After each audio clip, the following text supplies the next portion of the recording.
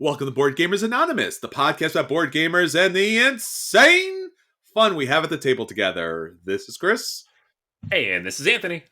And this is episode 332, BGG Hotness for July 2021. We like to thank all of our Patreon backers for helping us bring you a brand new episode. All right, everyone, we're back, and we are back without our typical technical difficulties. So we will be back full form, full force, talking to you about the latest and the greatest in board gaming. So there's a lot to talk about, and obviously we want to cover board gaming and let you know about what you should be playing at the table and what will be upcoming. So, Anthony, I know that you're in still process. You're moving out. We're doing a lot of things. The convention season's all kind of crazy. A lot of controversies out there in the world, related to board gaming.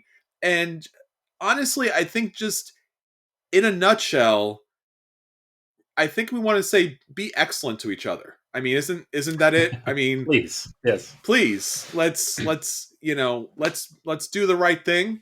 I mean, like I don't know how many different quotes, phrases, movies, and things we want to kind of pull up, but there's a lot that's going out there, and let's just be excellent to each other, and let's do the right thing, and we all know what that is.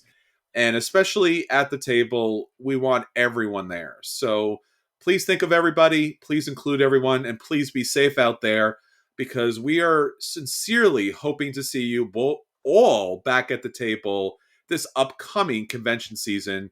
Probably PAX Unplugged, I think, is probably what we're shooting for. But yeah, be safe out there, everybody. So with that said, Anthony, a lot of board gaming going on out there. But in particular, we want to talk about what our listeners are talking about. What's our question of the week?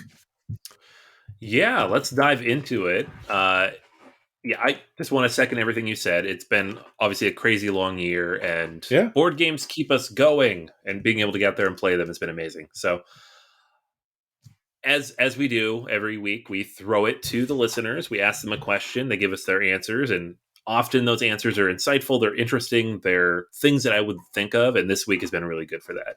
So question of the week this week is, what is your prized board gaming possession? Something rare, out of print, the first game you bought, something you've painted or blinged out, or maybe something else entirely. So everybody has a different way of thinking about this. For some people, it's the most expensive game they own. For other people, it's something that means something dearly to them historically. So it's really fun to read through these. So thank you to everybody who responded. First up, we have David, who says, very hard to narrow down to just one. He did finally track down a copy of a previous Grail game in Battlestar Galactica. And while it doesn't get the table time it deserves, very glad to have it. This is one I wish I had bought, because my game store here had a ton of copies when it went out of print, and I just didn't buy it like a crazy person. So, meh. I actually picked up a copy of Battlestar Galactica when it was like randomly being thrown out of GameStop. And I was like, oh, really? I'll get a copy of this. I didn't get the expansions because GameStop didn't have the expansions, of course, but Battlestar Galactica is a great game. It's actually... Yep. It's really underrated, because I guess a lot of people did not play it because they weren't BSG fans. But it really is one of the most solid, hidden player, mechanic, trader, space odyssey. I mean, there's so many different mechanics and elements to it. It's such a really enjoyable game, whether or not you're a Battlestar Galactica fan or a sci-fi fan. And ever since, there's been a lot of games that have tried to mimic it, and none of them have come close to it. But again, all the expansions made the game even better. And that's not just a Grail game, it's a Grail collection, I think, at this point. 100%. I wish I had it, because we can see that Fantasy Flight is moving on from it. They're releasing Unfathomable sometime this year with the Arkham theme kind of layered on top of it, and I'm not interested at all in that game. I want Battlestar. Maybe someone getting rid of theirs will trade it in. I don't know. So other answers to this question, lots of good ones here. Rob says the Adventurer's Pyramid of Horus. He painted all the minis to look like the character artwork in the rulebook. that's a cool game in general, and it's hard to find. But then painting all the minis on top of it, fantastic. Mm-hmm. Andrew says his complete collection of the deluxe copies of the Vital Lacerda games. I also have this, and I also love it. I've been packing games for the last couple of weeks, and that is one of the few boxes where I very carefully bubble wrapped everything inside. Like all the Lacerda games are very carefully packed Yes. because those are prized possessions. Mm-hmm. George mentions Risk 2210 AD with some of the expansions. It's the first game that he bought, and then he feels sad that his family lost his childhood copy of Hero Quest Oh because that no. would have been the answer instead. But Risk Yeah. 2210 AD is still pretty good. Okay. That's rough. Tom mentions his copy of Avalon Hill's Squad Leader, worn, broken, masking tape holding it together, but to Awesome. the grave it goes with him. So I love that. Fantastic. David mentions his first edition copy of Rune Wars with the expansion. So the first edition was like where the board had the space for the mountains and stuff with the coffin box. I wish I had a copy of that. That's amazing. Very nice. Yeah. John mentions a signed copy of his Advanced Dungeons and Dragons player book from Gary Gygax. So that's pretty rare. So yeah, I would prize that as well, like a signature there. We have AC Holt has a cool story. I just wanted to share this as kind of the last one here. So he got to play Concordia with Rodney Smith at a local convention, and then he later acquired the copy that they played with and had Rodney sign the inside of the box lid for him. So that was for him, like, it's not just a memory, it's a game that he now has on his shelf, which is fantastic. Sure. For me personally, it's probably my copy of Mice and Mystics that I painted. I picked that up when my kids were, well, before my daughter was born. My son was like a year or two old. And I was like, I'm going to play with this with my kids some days. And I painted everything. I sealed it. It's all blinged out. And that's one of the very first board games I got as a gift, by the way, from my wife. And it's still on my shelf. I played it with both the kids now, and it still comes out day to day. So for me, that's like, I have a lot of big, expensive games, but that's the one I would never get rid of in a million years. Awesome. Yeah, I guess the cheap and easy answer is probably the super expensive answer, which is my Small World Super Deluxe wooden crate version, which is not painted and will only become painted when I find an artisan of such quality and value that I can actually trust them to actually touch it. Right. And I actually played Small World a lot with my family. That was one of the few games early on that they were, game enough to play, and I appreciate that. So that would probably be the one that's probably closest, because as a kid growing up, I remember there used to be a store called the Franklin Mint, and they used to have it was a catalog company. They used to have these really overdone, exquisite kind of pieces of like memorabilia and collectibles. And then there was a time when they actually did board games. So they did Scrabble, Clue, and I think Monopoly. I think it's those three. I don't know if there's another one to it. And it was these beautiful like wood enclosed boxes where it was like a table in some circumstances and glass, and all the pieces were incredibly blinged out.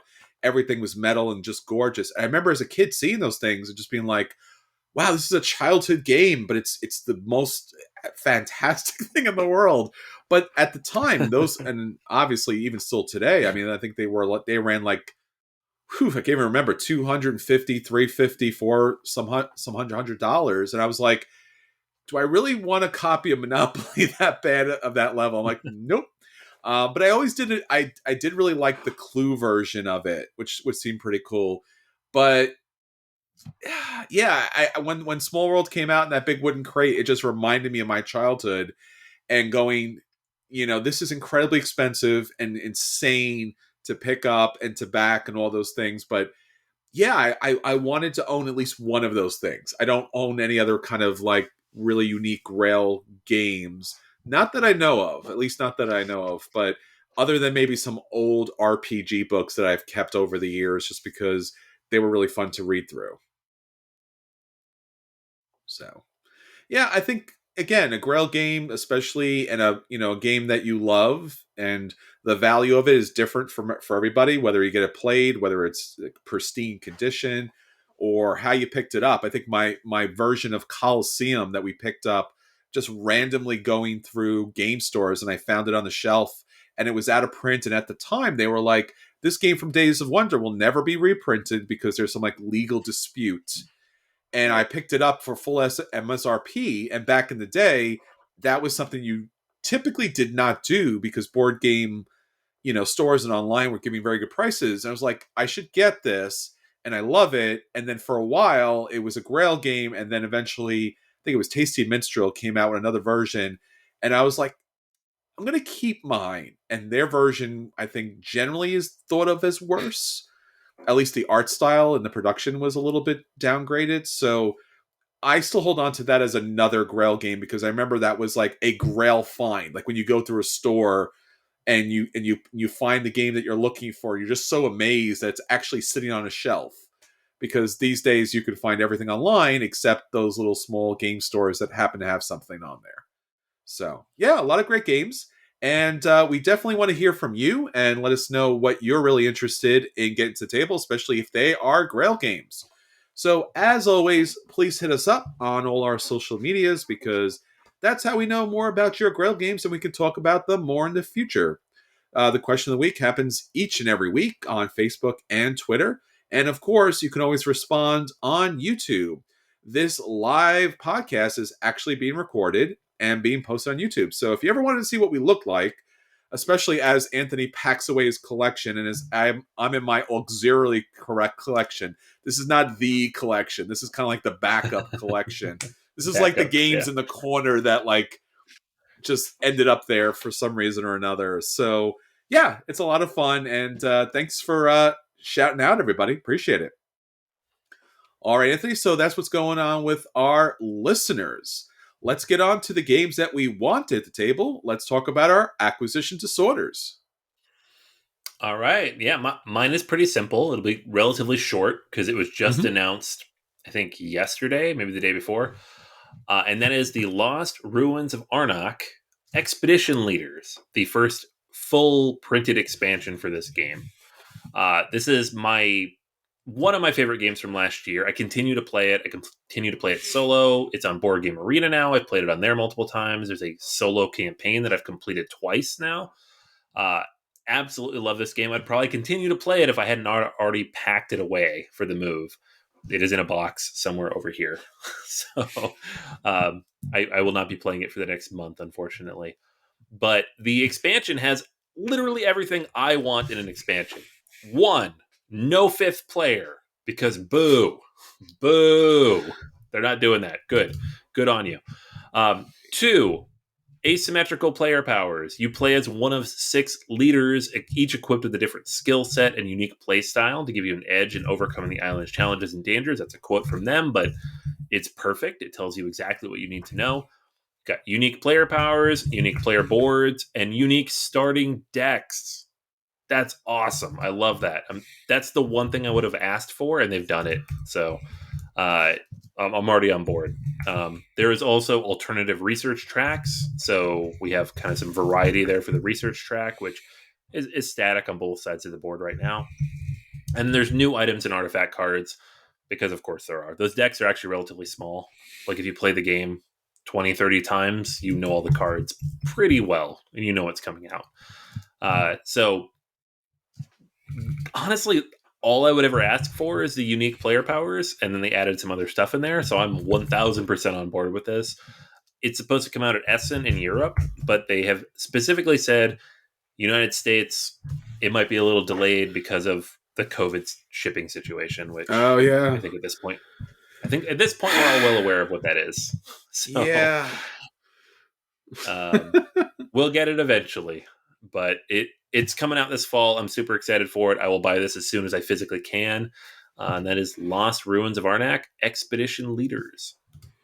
Yeah, I was really excited when I heard the news drop about this because this game seemed complete. Like it didn't really seem like anything else was going to come out of it. And CGE typically doesn't add a lot to their kind of big base games. When they produce a game, it's Right. kind of done. I mean, even if you think about Through the Ages, which has a leaders expansion, that came out so many years later.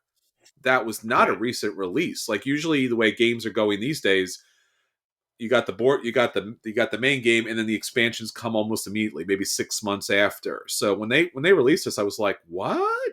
And then as you I mentioned, know. is the different player powers, which I love in an expansion. I mean, that's really the thing I want. I want most of all because I want some kind of asymmetrical gameplay if possible. So I'm really looking forward to this. This is great. I mean, again, it's a great game, and to have an expansion this soon, wow, this is pretty fantastic. I wonder if it's going to be usable with the solo mode because I think that would be a lot of fun too.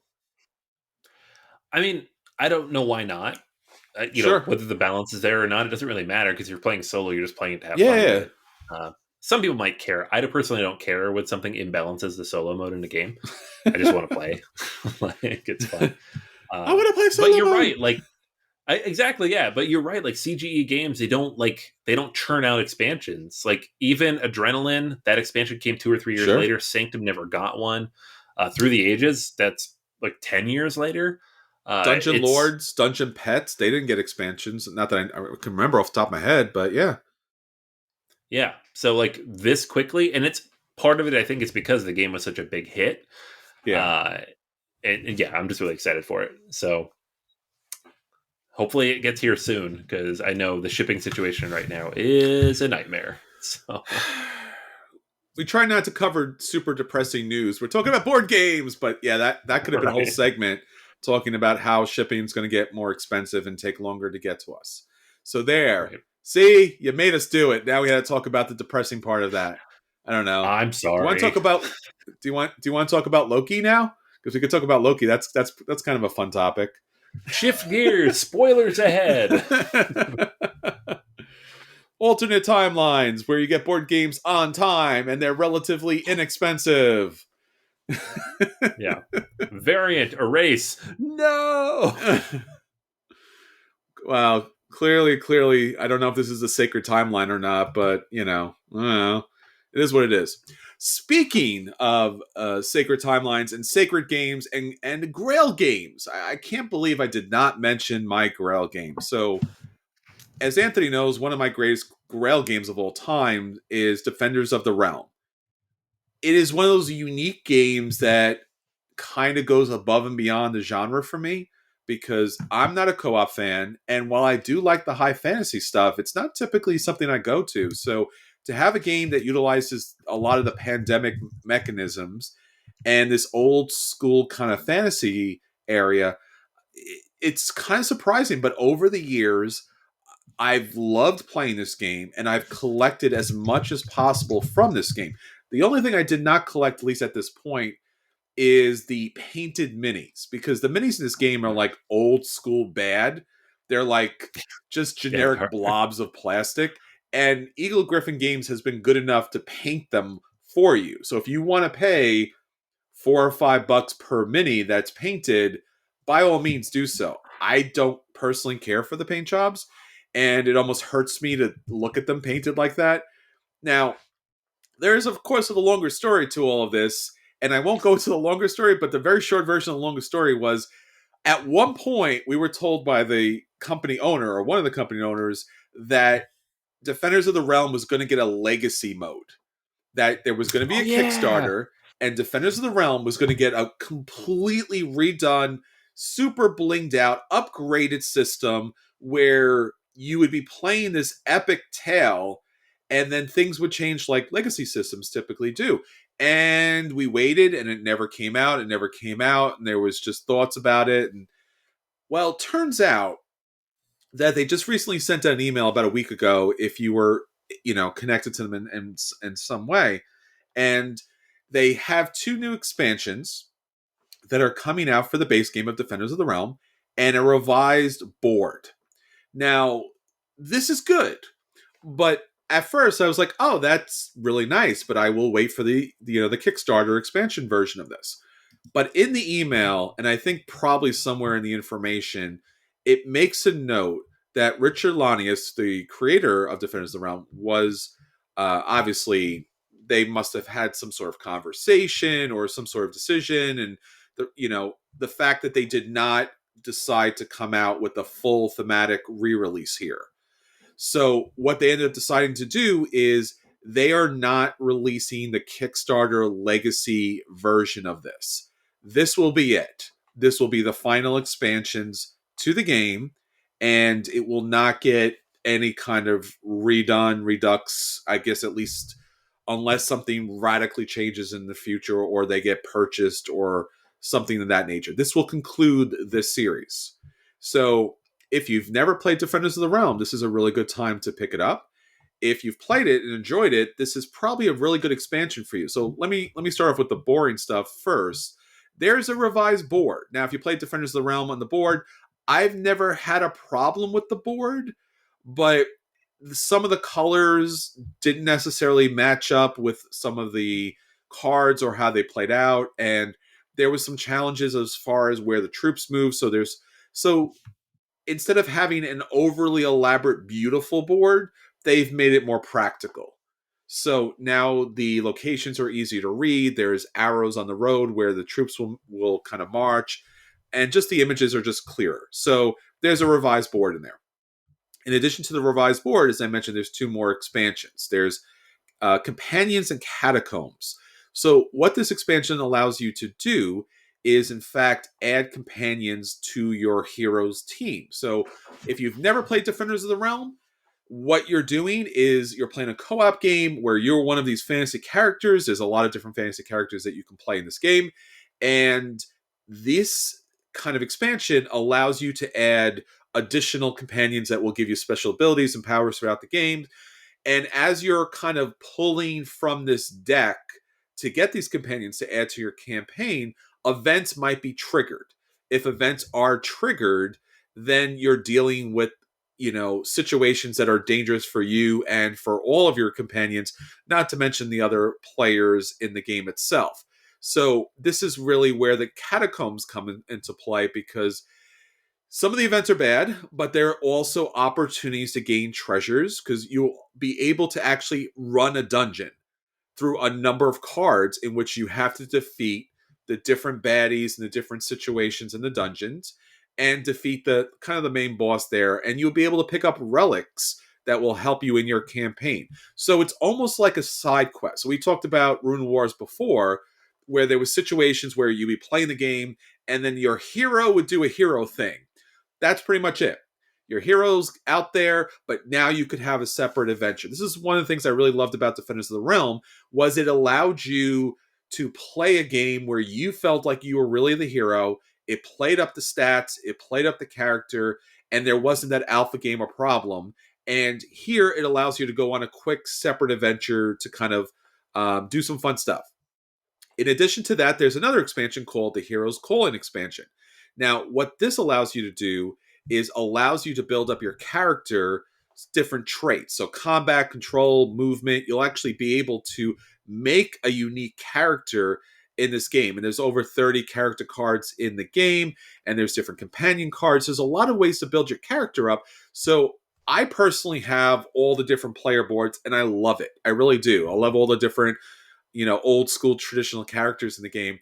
This allows you to build a character from scratch, which is pretty fantastic. So right now you could pick up these three expansions. I think it's for about $44. I already backed it myself. It's currently on a quasi Kickstarter kind of thing. It's crowdox.com. That's where they're running this kind of like, how would you say, crowd campaign kind of thing. But if you don't have Defenders of the Realm and you're thinking about maybe picking it up and picking up all the stuff all at once, you can actually go onto the campaign and pick up everything all at once for a pretty good discount. So that is Defenders of the Realm and all of its new expansions. And unfortunately, I guess we're going to say adieu to it never getting its full reboot, unless I somehow get a ridiculous amount of money and then, kidnap Richard Lanius and go, we need to do it better. So make it a grill game, So who knows? That might happen in the future. But until then, new expansions. That's a shame. Yeah, I was really Yeah. excited for the update of it because I owned a copy of this for a while, Yeah. and the production quality of it really just kept me from bringing it to the table. Like, I Yeah, it's liked the old. game. I Yeah. didn't love it as much as you, but the couple times I brought it out, people were like, "What is this? It's old. It's weird like Pandemic, but there's dice and everything's kind of ugly." And I'm like, "Yeah, you're right."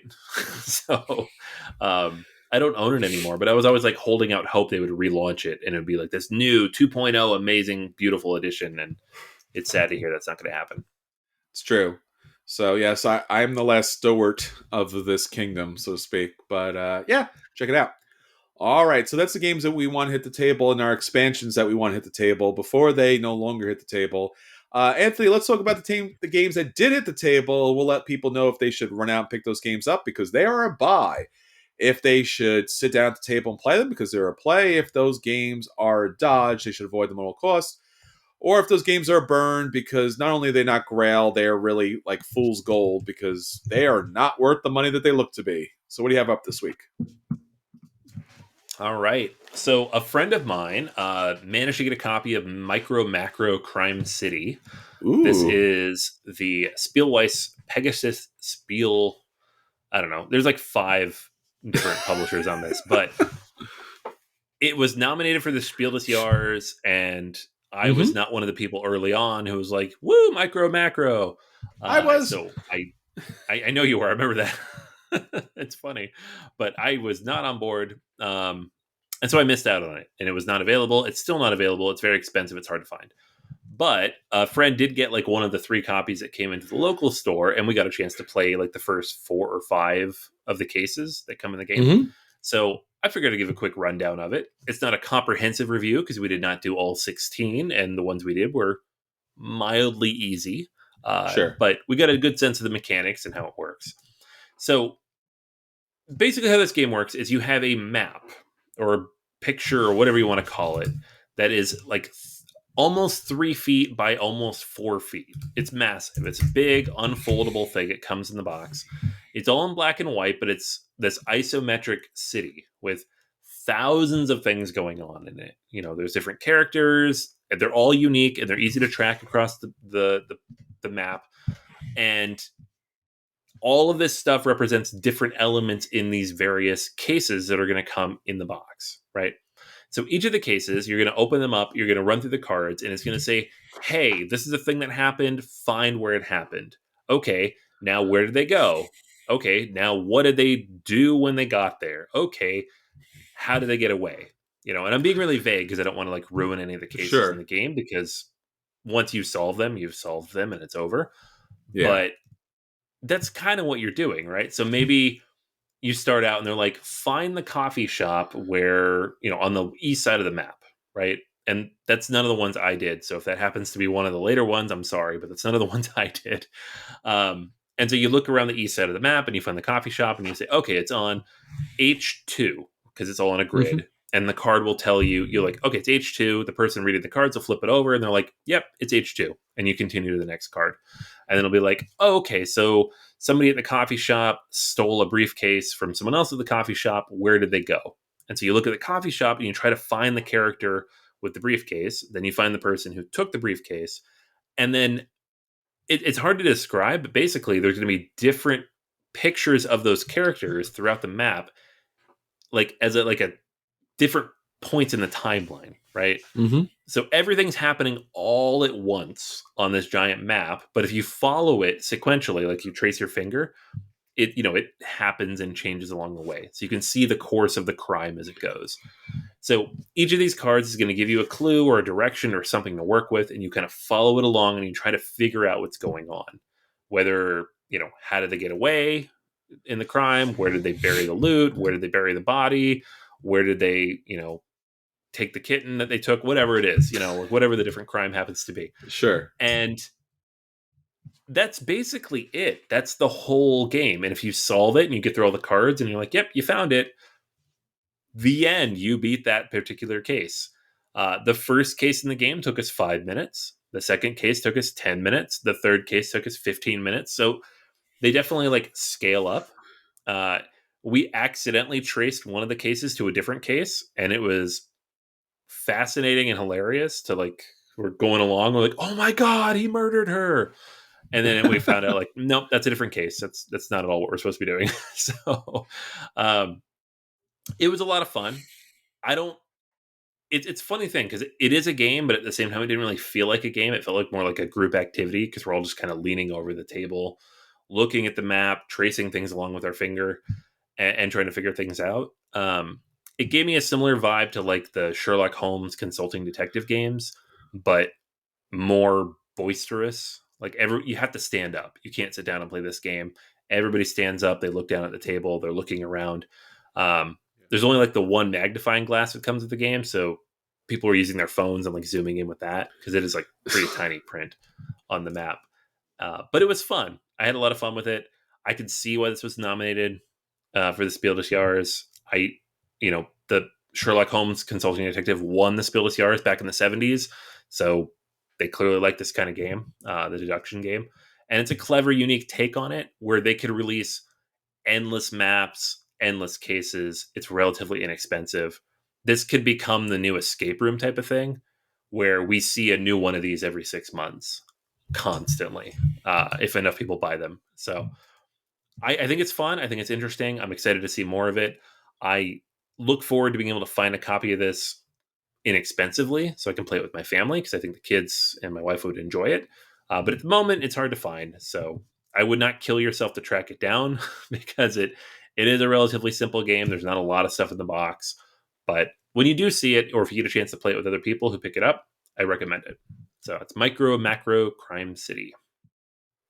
Would you go as far as to give it a buy if it wasn't crazy expensive at the moment because it's kind of out of print? Yeah, like in the same way I'd give like the Exit games a buy, which I did give a buy back in the day. Sure. Yes, at retail price when it's available and you have the group to play it with. Yes, Mm-hmm. I would not play it solo.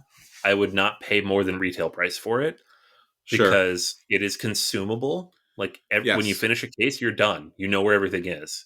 It's not like it's like a Where's Waldo. Like once you finish a Where's Waldo, you're like, well, I know where Waldo is now. I don't have to look for him anymore. He's right there, right? That's what this is. You know where the case ends. You could skip ahead and be done. So you could never play it again. Sure. Maybe wait a few years. I don't know. So it becomes like an unlock or an exit type of thing. Mm-hmm. And if those bothered you, the whole idea of a consumable game where you finish it and you're done and you pass it on to another player, maybe you don't want to pick it up. But those don't bother me. I like it. You play it, you finish it, you pass it along. Someone else plays it and finishes it and passes it along. And I hope they just release more content for it, which I think they will at this point because it is a Spiel nominee. It is out of print. It is very popular. So, yeah, for like $25, I would say definitely pick it up. So speaking of which, MicroMacro Crime City Full House will be available August 2021. There you go. They're already on it. Done. From your mouth to God's ears. So yeah, there'll be more of this. Although the base game I think has been out of print for a little while, so I obviously they did not think they would get the kind of reaction. It's interesting. Like obviously it's one of those games where it's like, oh, it's Where's Waldo? Damn it, why didn't I produce that game? But if you look at the actual, Right.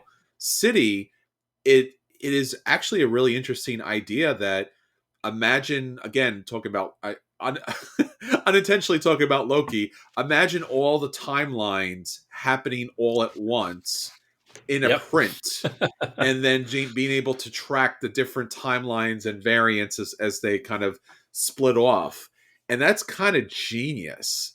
So yeah, that's kind of a thing. So I'm always kind of a little iffy with the disposable games. I have some of them, and the other ones I just would not pick up because of the disposable nature of it, because I don't know if I would get that particular game back at the table. But this is certainly something that everyone can play. This is something that you could put out for your whole family. And again, there's some little tiny things that may not be kid friendly, but I think again, it's one of those situations. But depending on the group, you have a large group, you have a party situation, you just unfold this and go, let's play this. And there's no rules, right? Just find the things. So it's an interesting concept, and I really appreciate that they did such a good job with it. They didn't do anything. There's nothing cheap about the game, so to speak. Nope. No, it's amazing. Speaking Yeah, it's fun. about games being a little cheaper than they should be. Nice. Segue. Not intent. Okay. Yeah, I knew where you were going with that too. Like when you said the word cheap, I'm like, oh, we're on to the next review then. Okay. Yeah. Terraforming Mars. Anthony and I have a long history of Terraforming Mars. In particular, because I think I was either number one or number two who picked up the first copies at Gen Con way back in the day. I picked up one for me and Anthony at like an exorbitant price way back in the day, and that game like literally started to degrade as it was in our presence just because of the component and the box quality. Remember the box used to kind of like fold in on of itself, and we're just like, we haven't even played the game yet. Mine's like this. I still have that original box. It's like, whoop. To be fair, that you do have the Mars Crater version. I guess that's what we'll rebrand those things.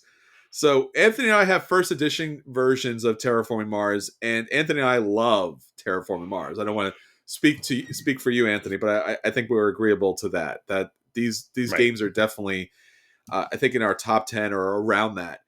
Now, the expansions have been a mixed bag. Some good, some bad, some problematic, yada, yada, yada. Stronghold games, as far as their price is concerned, historically have also been bad, especially considering the component quality and the production. Typically because historically Stronghold would just get a game and just produce it as it was. It wasn't really kind of like renovating the game or, bringing it up like Tasty Minstrel did back in the day.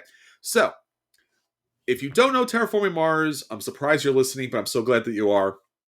Basically, it's about corporations going to Mars, terraforming it, changing the landscape like fundamentally so that humans could live on it, doing a number of different activities by the use of these cards in order to build forests, to build oceans, raise the temperature, and allow it to be habitable for the human race. It's a game changer. I mean, I hate to kind of overuse that term, but really it is. Terraforming Mars was one of those games that just did everything. It just did everything, and it did everything right with the exception of the production quality, which had a lot of different issues on it. So recently, they had a Kickstarter for Terraforming Mars, Aries Expedition. The Kickstarter was interesting because they kind of like copped really early on to the fact that you will be able to get this game cheaper later. Now, they did not explain how and why, and they meant the things that they said. But if you did back it on the Kickstarter, you would get a slightly better production because the boards would be double, a little bit of an additional depth. So when you move the cubes, they wouldn't fly away like they did in the first edition. And there would be some additional promo cards. So you had to make that decision. Was it worth the additional money to pay full MSRP and the shipping for the difference of the cards and the very few upgrade features? I, as a lover of Terraforming Mars, did not feel that way. So I did not back this Kickstarter. Did you back the Kickstarter, Anthony? I did not. No. Yeah. And again, I think in part because there was a burnout feature as far as there was so much content coming out for Terraforming Mars, all the expansions, the 3D version of it. It really just, it escalated to the point where you had so much content, which typically is a very good thing. But with Terraforming Mars, there was never a definitive edition where they kind of like really brought down the cards and the mechanics to something that was essential, like Stonemaier Games did, like with their viticulture. Like, this is the best version. We took out the bad cards. We balanced it. It's great. They never did that. They just kind of threw more stuff in, and eventually you had like a deck of cards that was so high that sometimes you never got to anything that you really needed. So when they came out with Terraforming Mars, Aries Expedition, initially I was like, oh, cool, another expansion. I don't want this. But really what this was a standalone game that was based upon the mechanics from Race for the Galaxy. Now, again, if you don't know what Race for the Galaxy is, so cool that you're listening. But let me explain to you ever so briefly. So Race for the Galaxy is about a race to develop the galaxy and all these victory points that can be accumulated by settling planets, particularly developing technologies and such. It's a classic traditional card based game that has been such a standard that's been utilized in a lot of different ways. So Terraforming Mars Aries Expedition utilizes this very tried and true process where on your turn, you decide between a number of different actions. And in this game, there are 5 different actions: development, construction, action, production, and research.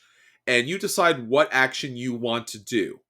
And you place that down secretly, so does everybody else. You flip the cards over, and based upon what's available, that's what everyone can be able to do, with the addition of a bonus that if you place that particular card, you'll get to do something in addition. So, if you play Terraforming Mars, you know that there's green cards, right? So if you play the development card, then you'll be able to play a green project card. There's additional bonuses for that, but that's not really that necessary. If you play the construction card, then you'll be able to put out a blue card out there. If you play the action card, you'll be able to activate the action card, which is typically the blue card there. If you are playing the production card, then you'll be able to produce, right? So Terraforming Mars had this really kind of cool thing where it tracked what your production level was, but your production level also produced different things as far as heat and cash and, I guess, forest, right? That you were able to put into the game. So that's the production. And then there's a research action, which just basically allows you to draw additional cards. So as I said, there's a bonus if you played the card. If people play the same card, then you only get that action in that round. So depending on the player count, there could be situations where only 1 or 2 actions actually take part. But if that's what you really need, that's what you really need. In Terraforming Mars, you had to track money, you had to track heat, plants, but you also had to track titanium, and I think it was steel also. In this game, that's also kind of true, but steel and titanium stays at a production level that does not get spent. So all of these resources are necessary because you have to purchase and build the cards. Building the cards allows you to gain points, allows you to terraform, and in this version, it's a very tiny board. And basically, all you're really doing is creating the oceans here on Mars. When you create the oceans, you flip over the ocean and you get the bonus. In the big version, there's a lot of different things that you do. This version is the slimmed down, simpler version. It's streamlined in every way possible. The production is better as far as the card art is concerned. So if you ever play Terraforming Mars, they literally threw every piece of art that they could get for free on those cards. And it looks terrible because there's no consistency to it and it's bad. This is one art style throughout. The graphic design is much more improved. The board itself is small and problematically small. Your board is not too bad. It's actually much better than the board you had in original Terraforming Mars. Now, here comes to the cheap part. Remember when I talked about Kickstarter having its own thing? Well, turns out that they sold this game to Target. So if you have a local Target superstore, you can actually purchase this game, again, based upon whatever Target's prices happen to be, and purchase I don't want to say lesser version because everything is the same except the double-sided, I wouldn't say double-sided, but like indented boards where your production might move around, and the additional promo cards that you would have gotten from the expansion. I think there might be 1 or 2 other minor kind of differences here, but primarily you can get the game cheaper, and right now where I think backers are only starting to get it. And in fact, there's been a huge backlash. People have been very upset that they paid more for the game and got it later. The whole idea of Kickstarter is you're supposed to be funding projects that could not get funded otherwise, but we already know that that's no longer a thing. That hasn't been a thing for a very long time. So pick this up in Target. Pick this up because, at your local friendly game store when they eventually get it, or pick it up online at discount, or maybe you backed it via Kickstarter, you'll get it soon or already have it at this point. Terraforming Mars Aries Expedition. I love Terraforming Mars. I love Race for the Galaxy. This is literally the Race for the Galaxy version of Terraforming Mars, but it's a better graphic design, better artwork, quicker to play, doesn't allow like hours and hours of, endless kind of play where you're waiting for someone to terraform. And it still has a lot of the great Terraforming Mars aspects to it as far as the chaining of the cards, the terraforming of Mars. The terraforming obviously is less because the board is so much smaller, but this game really works for me, and it gets a buy for me because I love Terraforming Mars. I have a good chunk of it, but if I want to get to the table these days, I'm going to probably pick this version of it, to be honest with you, because there is so much problems with the expansions and the length of the game and the challenges that go along with it, that it's either am I playing this version or am I playing Terraforming Mars with maybe the Prelude edition and nothing else, just because the length of the game and the, is someone terraforming, what rules are we playing with? And I just honestly, I'd rather play this version. And it kind of kills me because the other super edition came out with the beautiful pieces, and I didn't back that either because the game was just so long that adding more components to like place on the board it was just too much. It was just too much. This is the solution to too much. This is just enough, but you do have to understand less terraforming, less board play, and the player count is going to determine sometimes the amount of actions that you can play in the game. If you love Race for the Galaxy, you'll love this. If you love Terraforming Mars, you'll love this. If you're looking to get involved in Terraforming Mars, play this. Don't buy the base game. Please play something that's more manageable and reasonable. And if you love this, then go out and pick up the base game and pick up Prelude, and then it's up to you what you pick up after that. I wash my hands of those expansions. I'm not. Prelude's awesome. The other ones are but we'll get back to that another day. So, Anthony, I know you're a huge fan. I don't know. Are you going to pick up the Target version? Are you going to wait for the Kickstarter version to hit the market? What are you thinking? I have already picked up the Target version, so he did it, folks. Yeah, no, I have it. I picked it up. It's $30, so I was like, might as well, because I didn't spend the 50 or 60 or whatever stupid number it was on Kickstarter. And if the game's good, great, and maybe I'll track down a better looking version of the game. But if the game's not good, I only spent $30. So I'm really excited to hear now that you liked it, because I've only seen people complaining about it, probably because of the Kickstarter issue. So I have no good sense of whether the game was good, and now I'm excited to play because I was like, I'm going to buy it anyways because I like all things Terraforming Mars, but I'm less excited. But now I'm more excited. We could do a whole episode on, and I know a lot of people have, and you and I have talked about this over the last 8 years, whether or not it's fair that the backers of the Kickstarter don't get the games first. And right. I can go on hours about that. Short answer, I don't think it's fair. But what we're dealing with here is what we've been dealing with for a very long time. And I don't know. Like I said, this is a long conversation, so to speak. I think it's just a long conversation. We'll save it to another time. It's a great game. You should play it. Again, I would love to have the double indented board, and I would love to have the promo cards, but honestly, the Kickstarter was just a step too far as cost is concerned. So I'm really glad this is mass market. I hate to say that, but people need to play this game. It's a great game from great designers, and they did a great job with it. And I have nothing really bad to say other than it has a 6.1 rating on Board Game Geek, but that's primarily because I read through the comments. People are mad, and they have a right to be mad. I'm not saying that they don't have the right to be mad, but the game is better than people's anger towards it. So don't let the rating fool you. It is a much better game. I actually like it better than Race for the Galaxy. I know that's heresy in some circles, but Race for the Galaxy has some really complicated iconography where you have to like buy and trade and sell. And I'm just like, I don't know. I just want to play the game. So you can also play this solo. You can also play this co-op. Those versions honestly aren't as good, but as far as the game's concerned, it's a good game. So I would definitely recommend picking it up. Awesome. I'm excited. All right, folks. So that's the games that were hitting the table this week. Again, check them out and see if they're for you. All right, Anthony, so let's get on to our feature review. Our feature review this week will be Board Game Geek's Hotness for July 2021.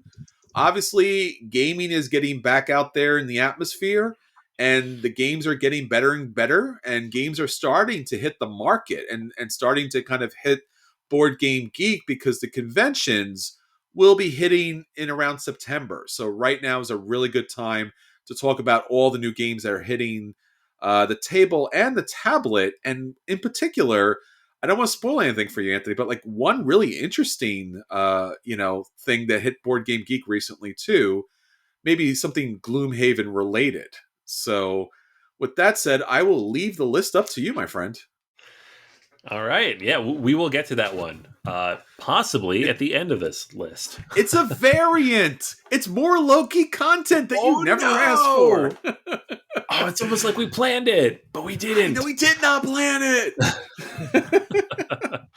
All right. Speaking of variants, number 15 on the list, Terraforming Mars. This is the original. Of course, we were talking about the variant before. You just reviewed yes. This is on the list variants. because it's so many variants. Yeah.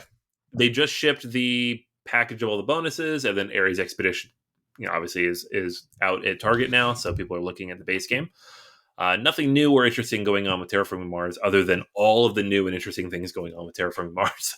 But the base game remains the base game. No new expansions that I'm aware of on the horizon yet. Number 14, Destinies. This is a game from Lucky Duck Games in conjunction with Grimspire and Last Level and the folks who made the Joan of Arc game. So This is not the Joan of Arc game, because that is a big miniatures-based game, but it is kind of based in that world, and it's storytelling and tile placement and dice rolling and all the things you'd expect in an adventure game, but really focused on the story-driven elements of it, and it uses an app. So we kind of previewed this at a convention, I would imagine 3 years ago now. I don't remember because of COVID brain, but it was a while ago. And they were very big on the story-driven element of it. So I'm excited to play it. It is at my local store, and a lot of people are getting it. Hopefully I can land a copy of it after my move and get a chance to try it out. But it's like an RPG as a board game, supported by an app with open-ended different things, no game master needed. I don't know. It's hard to describe, but it sounds really interesting for people who like storytelling games, because that's what it is. Number 13 is a game that is now in my possession. I got my copy in the mail about a week ago, and that is Oath, Chronicles of Empire and Exile, the new game from Cole Worley and Leader Games. So this is a game for 1 to 6 players. Big player range here. Has the artwork from Kyle Farron that you know from Root, but a very different type of game. Open area, majority influence, card drafting, all these different types of mechanics mixed in.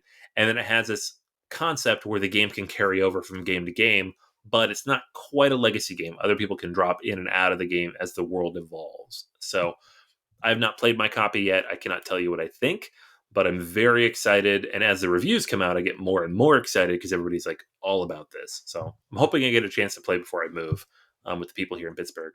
But yeah, it's on my shelf, ready to go.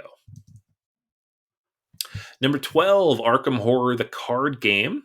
Almost always up here for one reason or another. There are new versions of this coming out in the future. So I believe a kind of an updated second edition core set is coming.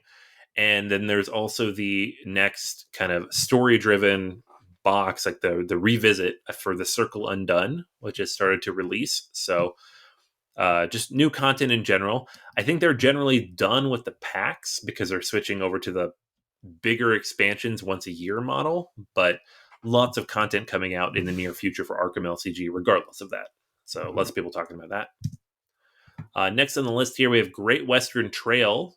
And this is on the list because the new edition of it is coming out from Eggert Spiel and Plan B Games this summer. I guess it's technically a Gen Con release, but nothing's really a Gen Con release anymore because Gen Con's in September and everything's like a weird summer release and shipping is all messed up. But it's an updated, slightly modernized version of the 2016 release for 2021. All of the like expansion type stuff or new additions, so like the Argentina edition of the game and the New Zealand edition of the game. Those are still far off. This does not come with the expansion either, which we didn't really like, so we're okay with that, but it's not in this box. So it's really just like an updated, modernized, prettier looking version of the game for the 5th anniversary. Next on the list, we have Wild Ascent. This one is, I was like trying to look up information about this. There's not a ton of it. It seems to be a skirmish style gladiatorial like miniatures game for 1 to 4 players. So it's got a solo mode, a PvP mode, and a cooperative mode, and it will be on Kickstarter naturally, like all these games, or maybe it already was. I don't. This is how much I don't know about this game apparently. But big miniatures doing lots of cool stuff in a fantasy world. So that's what we're dealing with there. Next on the list, we have Imperium Classics. So this is a game that we've talked about a little bit in the past. David Turchi is involved along with Nigel Buckle. It's from Osprey Games. There are 2 versions of this too. There's Imperium Classics and Imperium Legends. I actually have a copy of Legends that I apparently pre-ordered a long time ago, forgot about. Have not had a chance to play it yet. But the idea is you are representing one of these great civilizations. So in Classics, you are one of several like known civilizations. So Carthage, the Celts, Greeks, Macedonia, Persia, Romans, Scythia, Viking civilization, all those. And you are kind of building your deck and going through, it's a card-driven game. Everything in the game is card-driven. Legends, of course, you're playing more like legendary takes in those, so like the Arthurian court, that kind of stuff. Looks super cool. I'm very excited about it and just haven't had a chance to play it yet. Dune Imperium is next on the list. This has been on the list pretty much since it released. It's been it's jumped way up in the ranking. It's number 53 overall on the top 100, number 13 under thematic, 32 in strategic. I have played it solo and as 2 players, and I thought it was fine. I didn't review it here because I've not played it at the optimal player counts of 3 and 4. So I'm not going to say it's good or bad, but my own personal take on this game, my rating that I have tentatively on Board Game Geek is a 7.5. So it's fine. I don't know. I think it came out at the same time for me as Lost Ruins of Arnak, which is also a deck-driven, like a deck builder worker placement game, which I liked way more. But I think that game lends itself more to lower player counts. So if you're a big Dune fan, if you're a big deck building type of game fan, if you like Clank a lot, because it's the same guys who make Clank, Dune Imperium is very popular. A lot of people really love it. And that's why it's up here on the list and generally stays up here. Next on the list is a game that's currently on Kickstarter, and I might talk about a little bit later next week because I'm kind of gathering some information on it. And that is Coalitions. This is the new game from Phalanx. And Phalanx, they do a lot of like war style 2-player type of games. They do publish stuff in Europe as well, but like their original games like recently include things like Hannibal and Hamilcar, Succession, which has not shipped yet. And they're just like highly produced, beautiful versions of classic war style games that would normally have been like little blocks with stickers on them, which are still fun, but maybe not as pretty to look at. Now they introduce miniatures and all that cool stuff. So this is a war game similar to all those other things I talked about, taking place in the Revolutionary Napoleonic Wars, but it focuses on the negotiation aspect of that. So it's a diplomacy style game in the Napoleonic Wars, not just a pew pew pew type of game, right? And I'm really interested in see how that works. I don't know if I want to back it or not, because if it doesn't work, it's not going to work. But if it does work, it'll be very unique, because there are not a lot of games that pull this off effectively. Like diplomacy within a war game is really difficult to do because war games are all about balance, right? You need the push and pull, a tug of war within the different, contingents and factions of a game. And if it comes down to like how 2 people argue with each other, it's just going to go to the person who argues better, right? So I'm interested to see how the game works. I might back it anyways, though, because it looks really cool. Next up, we have The Goonies Never Say Die. This is a game from Prospero Hall, Funko Games. So we had a Goonies game a few years ago. I gave it like a really middling play. It was fine. It was a cooperative game that it worked, but it wasn't. I don't know. Like 3-4 plays in, I got bored and I didn't want to play anymore. First play was fun. This one is a one versus many game where you have one person being the Goondocks Master, which I don't know what that is, but you represent all the bad guys in the Goonies. So the Fratellis, One-Eyed Willie, the pirate, and then everybody else takes on the actual Goonies role. So Mikey, Mouth, Chunk, Data, Sloth, the characters you know and love. And you're just kind of going through this adventure style scenario-based game and facing off against each other. So there's 9 adventures, I think, in the game. I would imagine this will show up in Target at some point because that's where Funko games tend to be. And I'm interested. I don't know that I have anybody to play it with, but I'm interested in it because I love the Goonies. I wanted that other game to be better. So I'm certainly hoping it's good. Next up, and we're at number 5 now on the list, is Free Ride from Friedman Freeze. So this is the newest F-based game from Friedman Freeze. And in German, which I'm sure I'm butchering this, it's Free Fart. And I'm probably saying that wrong because there's no way it's fart. But it's F-A-H-R-T. But, all of his games start with Fs. So it's not Free Ride, the R is not there on purpose. It's supposed to be an F. But is a transportation-based, train-based game where you are building these different travel routes and moving around, picking things up, dropping them off. Friedman Freeze has probably one of the best-known route building style games out there in Power Grid, where you're building your different routes of Power Grids. And he doesn't revisit that mechanic very often. So him releasing another big board, network creation, route building game through Rio Grande Games here in the US. I'm excited. I think that'll be cool. Power Grid's one of my favorite games. So, and I say that knowing that a lot of Friedman Freeze's games don't really click with me. So I'm hoping this one does because, he makes good stuff. Next up, we got Lost Ruins of Arnak. We've talked about this a ton. This game's amazing. It jumped into my top 20 games of all time after I played it a few times last year, and will probably remain up there in my next list this coming year. It's on Board Game Arena. It has a solo campaign now that's been released. It is nominated for the Kennerspiel des Jahres. This thing is everywhere. So first-time designers Min and Elwin just knocked it out of the park. CGE Games has a big hit here, which of course means number 3 on the list, Lost Ruins of Arnak Expedition Leaders. That's why that's here. That's the expansion that I talked about earlier today. So we don't have to dive too much into that, but super excited for that coming this fall. Number 2, this is the game, of course, that Chris, you talked about today as you're at the table. This is Terraforming Mars Aries Expedition. And it's up here because people are generally just talking about the Target release. The Kickstarter has not shipped yet, so people are either complaining or having played and talked about it. So we'll kind of see where this game lands in the end. You talked about that 6.1 rating, and it's interesting to me because I actually played Barrage this last weekend, and that's a game that when it originally shipped, it had like a 6.2 rating, and I was like, wow, is it that bad? And it wasn't. It was people from the Kickstarter being just really, really upset about how poorly the Kickstarter was run.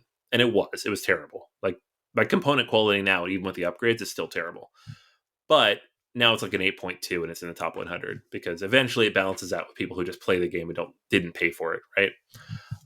So we'll see where Ares Expedition lands. I'm not saying it'll be like an 8.2, but I'm sure a 6.1 is not accurate either.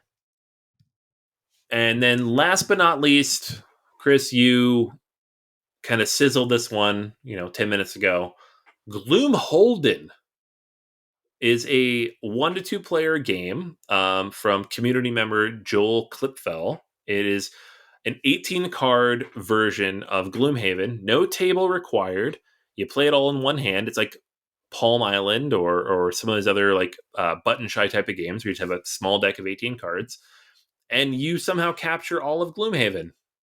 Or maybe not all of, but like a small chunk of Gloomhaven, and you fight some enemies and building up some stuff and doing it just in your palm of your hand. I really hope Isaac sees this and it's like, wow, that's cool. I should make that and print it and publish it and push it out. pull a Jamie Stegmaier, share this with the world because it looks really cool, but I'm not going to print and play it because I'm lazy. So, looking really interesting. I love when I see this stuff pop up. Yeah, absolutely. He gave a, I guess, disclaimer on Board Game Geek that the company itself had gave him permission to put this Oh, up good. there as a downloadable and to use the artwork and the graphic design and such. So there's no, at least at this point, there's no word as far as if this will be produced. You know, the 18 card. I'm not a print and play guy myself. It's just too much of a thing, and I'm at the point where I love games so much. If they're not the best quality, I'm like, no, I can't. No, but Right. I can imagine this coming out. I can't imagine it not coming out because it's one of those things where it's like what happened with Scythe, right? The dad made Right. the version for his daughter, and I know that that game went off like really well, especially with the expansion. I think was it Pie in the Sky was the expansion Yep. for Yep. yeah. So I think there's an industry for this, a very small industry where just gamers love their games so much that they're just like let's create a version of this that I can play or that I'm really comfortable with. And I mean that's fantastic. I mean what the guys, I mean it's so brilliant. I mean again, utilizing that kind of idea of like someone loves Scythe so much they want to make a little version for their daughter, my little Scythe. Right. So we should all clearly be doing this now, right? If you have that uber intelligence, yes, you should be doing this because yeah, this is fantastic.